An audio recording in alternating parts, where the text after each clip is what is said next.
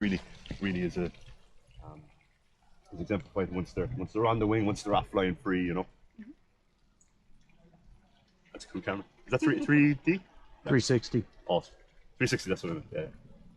Very good. So he's perked up a little bit now, so he's checking out something over there that he might like to go and hunt. I'm imagining it's jackdaw, or perhaps a hooded crow. Oftentimes they'll hunt what they've successfully captured again and again, and he's caught a hooded crow before. Have you seen any of them walking around? They're bigger than him by about 10, 16, 10, 12 ounces. He's a little slayer. The reason he's vocal and the reason he's quite happy to chill on your glove, he thinks that you're a hawk. He thinks we're what hawks look like, because he's been imprinted. He's been imprinted by humans, not by us particularly, but he was raised as a little chick, imprinted to the human world, and that means that he thinks everyone is a hawk, thinks he's human. People like imprints because they'll go after just about anything. Again, ours aren't trained to hunt; they're trained for recall. But that does not stop this guy finding his own food. We fly him through the woods again, allowing him to exhibit natural behaviour. And a bit of a goofball, but he's an absolute slayer. And the vocalization you heard at the start as well, very rare to see in a parent-reared bird. One that stayed with its parents until it was fully grown, knows it's a hawk, knows the differences between man and hawk. Now, he's vocalising the things that we know. He's talking about vocalising himself to us, getting his attention. Sometimes it's a food call for some birds. If you imprint a bird wrong, it can cause be a screamer. They'll never stop vocalizing because when they're in the nest, the loudest chick gets fed first. Imagine you're coming back to your well-hidden nest and you 3 chicks screaming at you to feed them. You're going to give away our position and you're going to stuff their faces full of food. Right. The loudest one gets fed first because they get your attention. And the mom is always going to feed the chick that's the most competitive, the one that can, drive itself to the front of the line. They're not cuddly bunny. These are highly attuned predators. If you imprint them wrong, that vocalization will stick until the last days of their life. We're lucky now with Mac that he's not imprinted to us. He doesn't see us as a source of food. He just sees us as a bunch of Harris Hawks. And the reason I brought him down today is because I didn't know how many was in your group. So if I had a group of 20 showed up, I'd have been completely fine. If I had kids show up, that would have been completely fine. I've been a really great female hawk, Ophelia. She's a bit old, she's a bit shy. She doesn't like big groups, she doesn't like kids. So I brought Mac down, he's the best all-rounder. There's a hawk for every job. There's an individual Harris hawk for every job. And there's also a hawk there's a bird of prey for every job. If you want to hunt ducks on the wing in a sporting, high-performance fashion, you're going to pick a falcon. Because that's what a falcon does in the wild. If you want to hunt rabbits, you might pick a female or a male Harris hawk. If you want to hunt grouse or partridge in dense cover, you're going to pick a goshawk. Because a goshawk can't really operate in open country. It relies on ambush and it relies on its acceleration, its sprinting efforts. He can operate in open country because he's got broad wings. We call him broad-winged hawks. He's like a miniature eagle in the fashion that he has unslotted wings. So the wings form fingers at the tips, and that allows them to catch the thermal, allows them to soar with great efficiency. If you look at a falcon, that's a bird that's built for thrust and acceleration.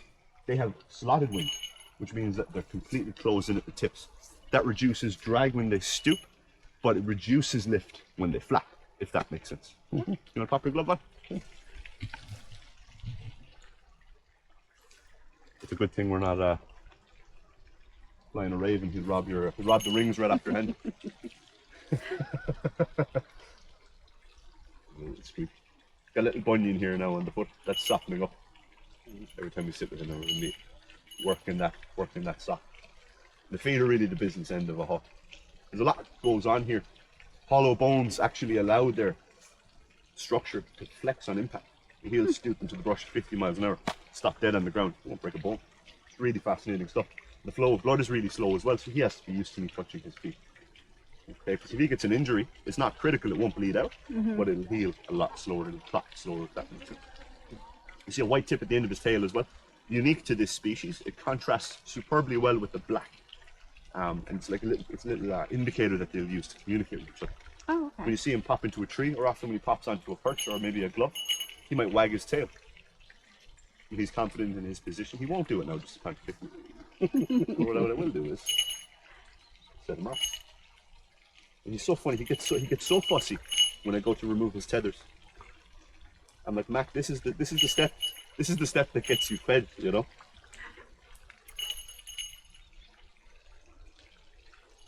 He's a turkey boy.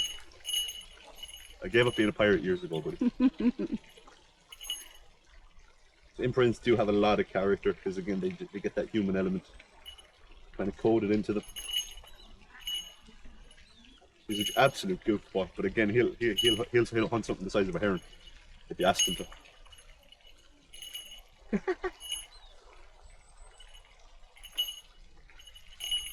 I'm gonna walk now just this way, just to distract him a little bit.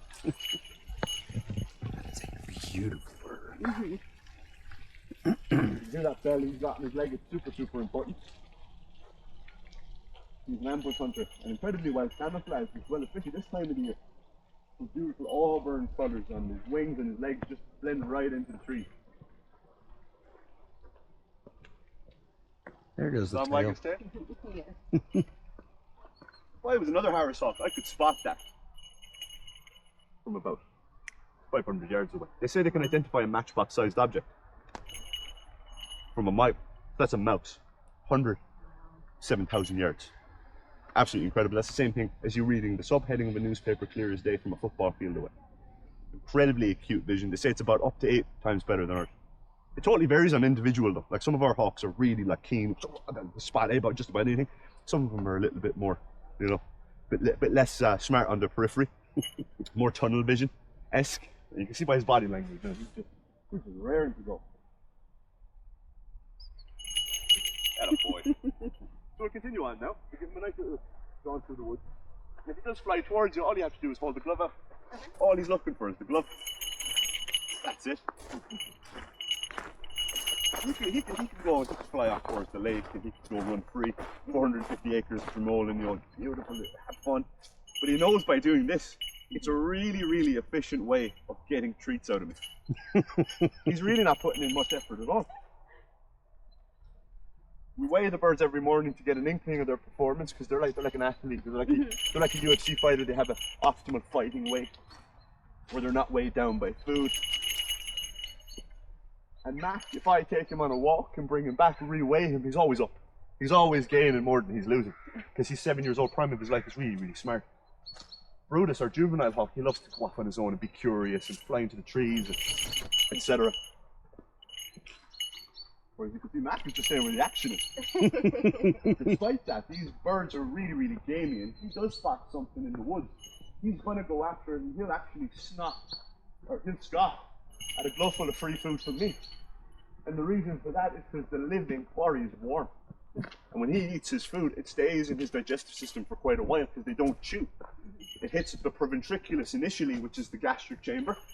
That's what has all the juices that softens the meat. And then it hits the gizzard. The gizzard is like a muscular set of teeth that will squeeze the meat down through the intestines and form a casting in the gizzard as well. So the food spends quite a bit of time. And wouldn't you love a warm meal sitting in your esophagus rather than a cold one? Right? Stick your glove out.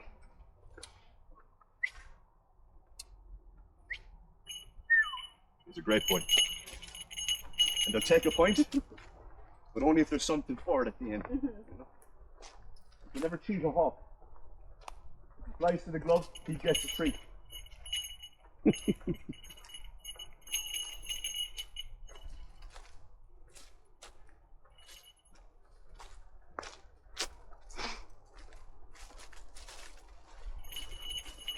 Trees really are quite bare now this time of the year. I just got back after a week of being in England. Taste looks totally different.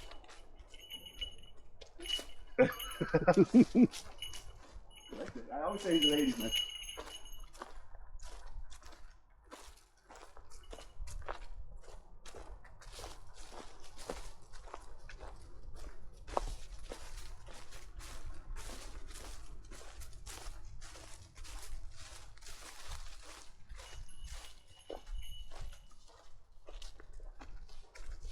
Try not to walk under him with it.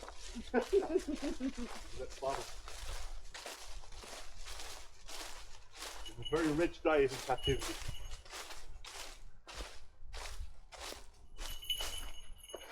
Approach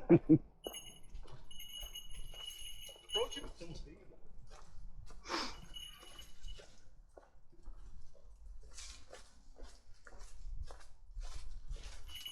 This is Mac's last walk of the day. Are you up for a nice walk? Yeah? That's a long prayer.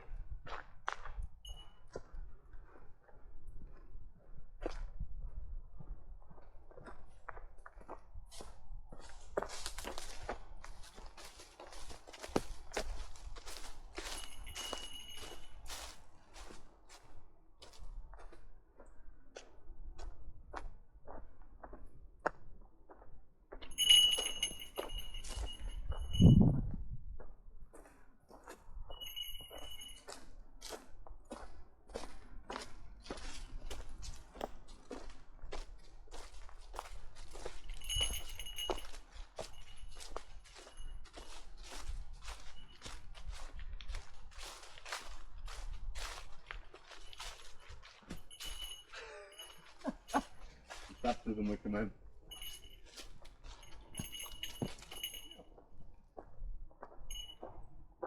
Again, it's a real double-edged sword when you're working with these birds. They're very prone to overstimulus based on, you know, visual information. But it means that you can get their attention from a huge distance away. So he's getting little tidbits of cow tongue. But I have a big day-old rooster chick in my bag, which is something that he'll be fed from a very early age. It's part of his normal diet. There's lots of roughage. Their crop and their gizzard needs to work to create pellets, or it can cause issues with their digestive system. But it's also bright yellow, and bright yellow really sticks out across the rest of the landscape. So they can see lots of different colours anyways, because they can see the ultraviolet frequency spectrum. So even if it was something more camouflaged, like a hen pheasant leg, for instance, he'll still spot it, and if it's something that he's eaten for a long time, they do get a taste for things, you know. And the sense of smell is actually quite poor. You might notice with his nostrils, there's a tubercle system inside. See that little bony protrusion? This, well, specifically on the falcons are actually much smaller than hawks on average. But the tubercles are massive compared to the size of their head. And that's because falcons can reach speeds of up to 200 miles per hour, depending on the species, in the stoop. It allows them to breathe with turbulence around their head, and it would have inspired the building of the engine of the jet. Wow. Or fighter jets, subsonic aircraft that create massive G-force in a turn, that disrupts the flow of air. You'll notice the inlet cone on those planes is massive. It sticks out further than the engine, so it breaks that flow of air quicker, filters it into a spiral pattern. It's a warming baffle system. And as a result, most birds, raptors especially, because they're very high performance, they're very athletic, simple sense of smell, just enough for a taste, so you know something isn't putrid, you know. But again, it's all about the eyes for these guys. You ever see a falcon with a hood on its head?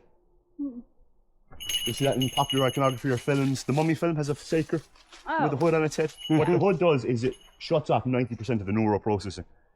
So again, 8 times better than us. Distance is huge. Magnification, trifocal, everything. Oh, right up close is sharp as days, you know, up to half a mile away. The speed is different as well. You operate at about 21 hertz. That's why a film is generally taken in 23.8 FPS. Chicken hawk. There you go.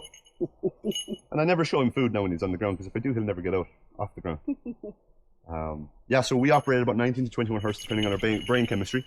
He's operating at 120. So when it comes to discerning motion from the brush, motion blur doesn't happen as quick. So when a ceiling fan goes, or my hand, see the way it goes blurry? He doesn't see that. He sees every individual image of my hand. And that requires a lot of neurons firing per second. He's gone hunting. Let's see if he caught something. That is amazing. You hear? No bell. Bit of bell. We'll have a look now. Hear the bell go. Oh, he's not caught anything. So I couldn't hear the bell initially. If he caught something, he'd really be going for it, and you'd hear that bell. So, really important part. Tracking him on the wing or on a kill. And all I have to do is look at his posture.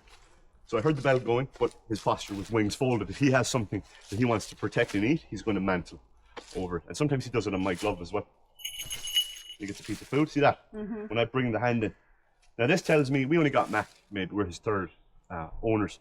The rest of our hawks we would have gotten from a very early age. That tells me someone shortchanged him at one point or another. Someone that didn't understand the visual frequency aspect. They'll call him to the glove. You'll notice he won't come to my glove until a little bit. Other hawks might be more stubborn. They might want more food and more food and more food. They get more demanding and more demanding. And often people will just use a big piece of food. Oh, I'll use the old rooster, calm him down. He'll eat the head, and then when he's not looking, I'll grab it, put it in my bag. You don't understand, his brain receives visual information tenfold the rate that yours does. And when they blink with a nictitating membrane, not their eyelids. And that allows them to be completely clear vision mid-flight, or even in the route. And never lose sight of the action. So I just popped my hand in, out of sight, out of mind, and that allowed him to follow on. Stick your glove out and maybe point at it. If they keep flying to me, I'll do it.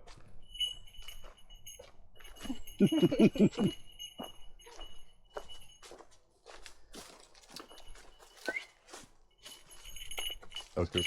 Now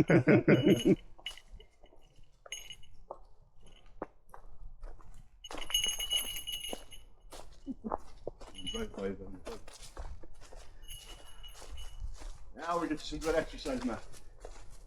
It's a really, really beautiful sport, and what we're doing here, we're not even going out to hunt. We're just giving them a really good life. We have principles fine-tuned by people that were hunting with these birds. Give them a great life. Physically unhindered apart from the furniture on his feet. We don't blunt the talons because we just catch something. Rodents have a serious bite, in case you didn't know. A squirrel, a red tail, your ubiquitous hawk, all across North America, really thick feet. They're well able to handle the bite of a squirrel, but someone like Mac, you know, he's catching stuff that's a bit smaller. You know, cottontail he's struggling with because it's about the same size as him. You know, little rodents, but the squirrel has 7,000 psi across a quarter of an inch on the two. So they can do serious damage to your hawk in the wrong circumstance. He's got about 200 psi on 4 points of contact with his feet. If he doesn't get the right part of the squirrel, he won't be able to subdue it straight away. And that's why we keep him sharp. He has to be able to stitch back.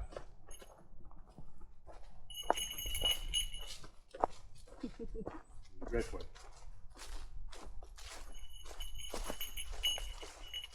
Are you getting it now? So you hear the bell?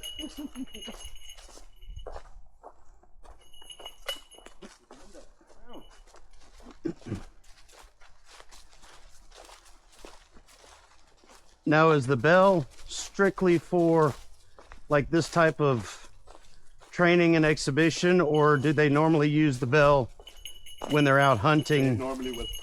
Now, if you're out hunting in a strange place where the bird won't be able to home back to the mews, or if you're flying a falcon, falcons won't ever home back to their mews, to their roost with you, because it's not a nest. Unless they have a nest, they won't home back to it.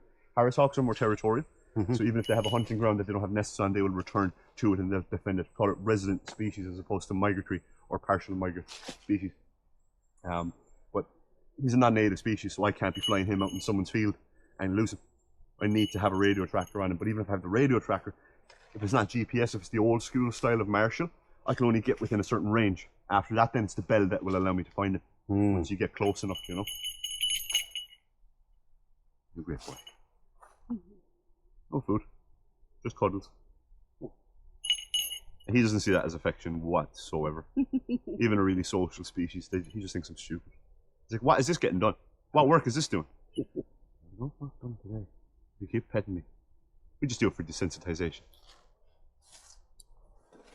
Despite being an infant, he probably protects the most whenever we grab him up into veterinary positions to do his beak. Their beaks require coping about once a month. Their food supply is a lot cleaner, there's a lot less pecking to be done. And hawks tend to gorge on their food as much as they can. Get it down the hatch. The black part of the beak is where it's dead, and you just give it a quick sniff.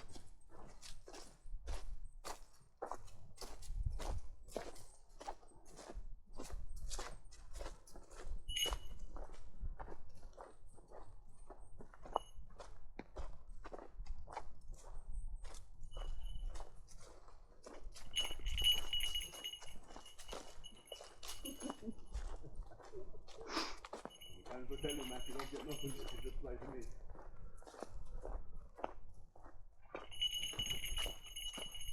There you go. That's the way you do it. Now, I know a lot of the birds of prey, like eagles, hawks, falcons, things of that nature, are trained this way. Do they use owls as well? Yeah, very, very rarely you see someone in the modern day utilizing them. It's very much a novelty thing. It's hard to get good training into an owl. They're fairly unintelligent compared to a lot of the other rabbits. It's just a base fact. Their brains are a lot smaller. Really? They have the second smallest brain relative to the size of their skull of any bird. Ostrich would be champion of that. Wow. Smallest brain per cranium size. Yeah. So there's not a lot of information you can really get in there. Your falconry will be fairly simple and fairly non-dynamic because owls aren't built for sport and athleticism. If you fly an owl, you can fly them 100 times per day, 100 yards. Doesn't matter. Even if they have to climb, they'll just soar. They're not built for big flight muscles and all this prey pursuit, hot pursuit. It's all stealth for now. It's really hard to get them fit, and it's very easy for them to hop up into a tree, camouflage themselves, remain completely still. Bell is useless, and if they hear something, owls are very auditory. If he hears something, he'll turn his head. His peripheral vision is worse than him. I can't get his attention then with my bit of food. Because his vision is equal across his entire periphery. I'm assuming that's why their heads rotate as well as they do. Well, his can spin 180. They have very flexible necks. He's basically got a goose neck. If you took away all the feathers, big long neck. Well, vertebrae, I think. 7 in our necks, you know, so there's bigger space in between them as well, so they can flex around the back. They need that so that they can affect their periphery. Just like owls, they have eyes that are shaped more like tubes than balls. Most birds are like that. Most birds cannot rotate their eyes in the sock. And that's why it's all head movements. That's why a pigeon does this, or a chicken. They all do that. It's because they keep their surroundings still as their body moves. And they can separate their head from their body. And you'll be able to learn that as well if you take a mime class. You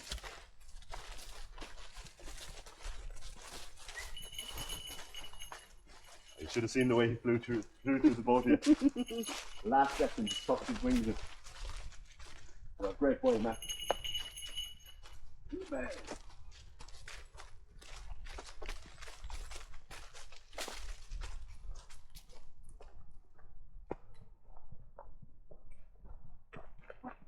I was planning on it. Very good.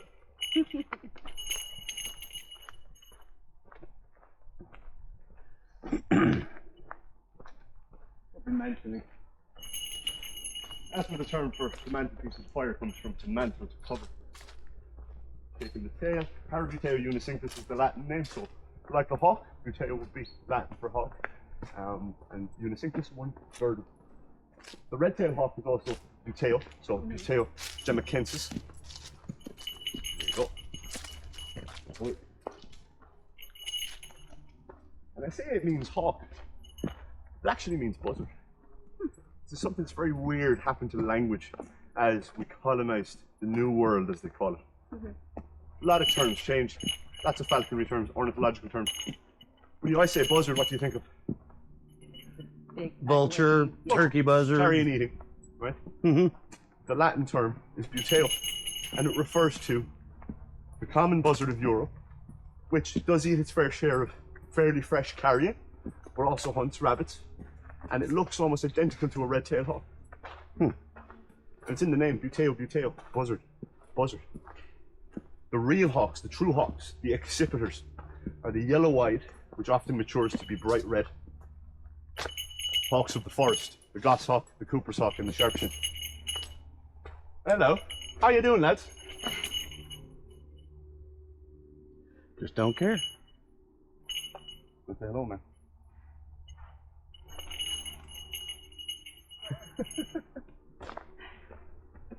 Never seen him chill out so close. Look at that. Having a browse. About 100 of those deer on the property. Now, what kind of deer? Yeah, so they have a plint. Could be this one. And it has the wrong deer on it. Check it for you now. So our only native species is the red deer, which you would have seen in Killarney.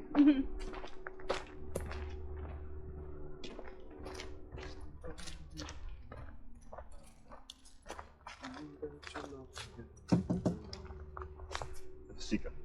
Okay. Japanese deer. Introduced around the same time as the fallow deer. 1600s for hunting purposes by the English, and they are running them up on the. They were in the wall gardens. They have a thing that says "Don't close the door" because of the deer. Back out to the lawn. Oh boy.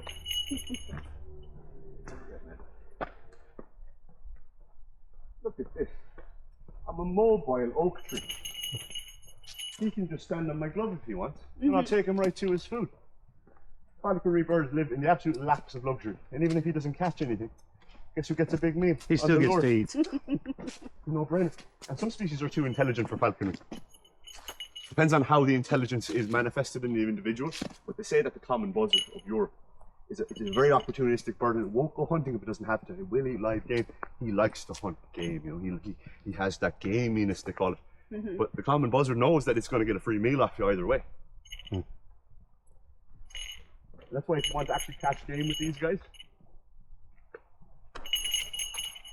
you're going to need to drop their weight into what's called hunting weight. And it's that weight where the pangs of hunger kick in. And he's going to want to actually catch his own food. We keep ours at what's called the flying weight, where they're not going to sit in a tree and be fed up, which is a falconry term to describe a bird that's done for the day. But he's not going to go off and hunt on his own either and become unpredictable and possibly aggressive as well. In Mac's case, he gets very, very, like, you can see it in him, he just wants to kill stuff when you drop his weight too low. So you can't starve your birds either, you know, especially if you're doing an educational kind of a premise. So I want you guys to just walk out to just kind of the edge of the grass. Okay. Maybe kind of in line with me here. Yeah, with that no parking sign. It's turned the other way around. But. Yeah. Well, Dallas missed out. Nope.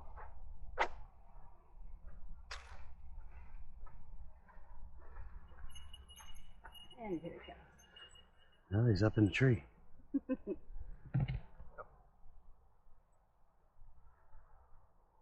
This is what these guys are built for. Open country soaring. Flying already? Not yet.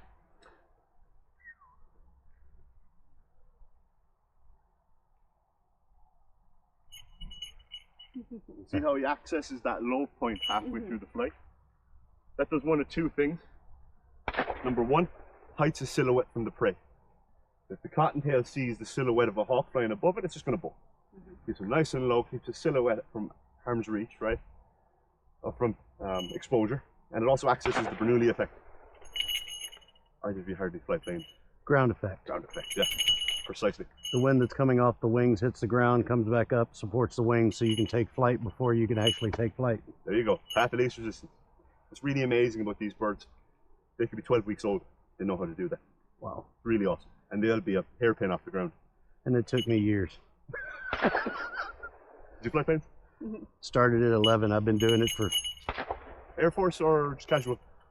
casual. Now I do search and rescue for the Air Force, but I started 1986. Well, So yeah, I've been doing it all my life. well done. Yeah, yeah. There you go. I got one more long one.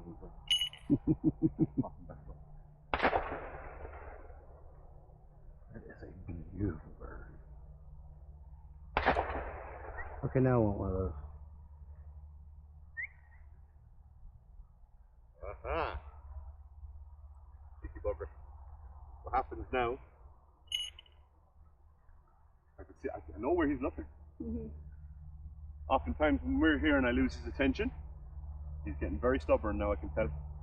So I'm going up the ante because I can't be.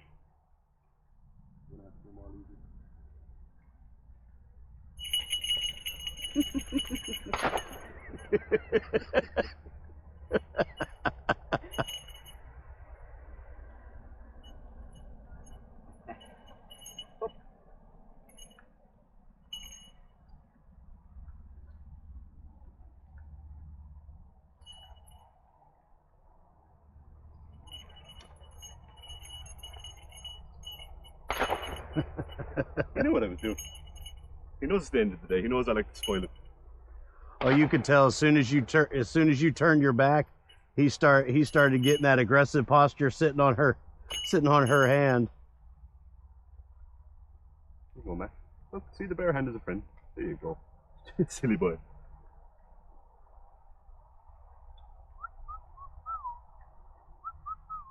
Mac has a terrible habit of getting active with the feet when he feeds on the glove. It's an imprint thing. He thinks that we want what he wants, you know. So I've just been slowly trying to get my bravery up to just get in there and, you know, help him out, rip it up with him, you know. It was nice now, wasn't it? He's done for the day. Hello, how's it going? Sorry, you Just scared me. wanted to grab a picture if I could. Absolutely can. He's a big belly now. Oh, this is so So he's fed up.